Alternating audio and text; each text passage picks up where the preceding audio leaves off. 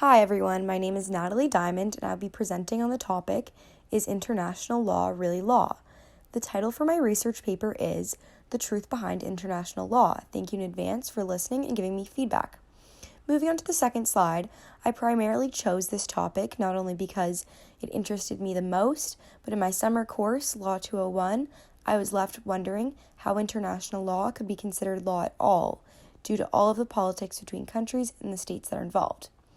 For slide 3, I decided to branch out from just striving to justify if international law was really law and decided to take it one step further by analyzing the true objectives and background of international law. In my personal opinion, my research paper dives into the question of it being law at all, but also strives to prove my thesis statement.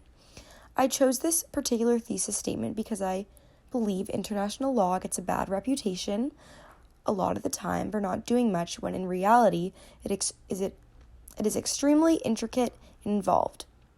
I wanted to prove that there is peace being achieved as well as practical methodology being used. I also strive to prove that it makes sense as to why it has very little similarity to other types of law. I proved this through a variety of topics and a deep analysis into what international law really entails. Now on to slide 4. In terms of what I focused my discussion on, I had the following headings, each with the goal of giving different insights that would ultimately demonstrate why my thesis is correct. On to slide 5. The first heading would be the bodies of global law. Here I have an overview of the UN, the ICJ, and the ICC. Each of these bodies highlighted goals of peace and creating balance in the international community.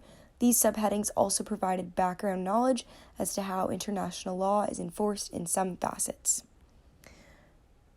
To slide 6, with the second heading being enforcing international law, I separated the enforcement types into two categories, authorities and non-authorities. I also touched upon trade embargoes and how they can be used to deter countries from creating hostility due to the threat of severing economic ties. In terms of slide 7, the proportion of my paper on real-world applications allowed me to dive deep and provide my readers with complicated international matters to prove that they are not simple and cannot be solved through a legal system other than international law. I decided to discuss the Iraq and Afghan wars as well as climate change in Guantanamo Bay.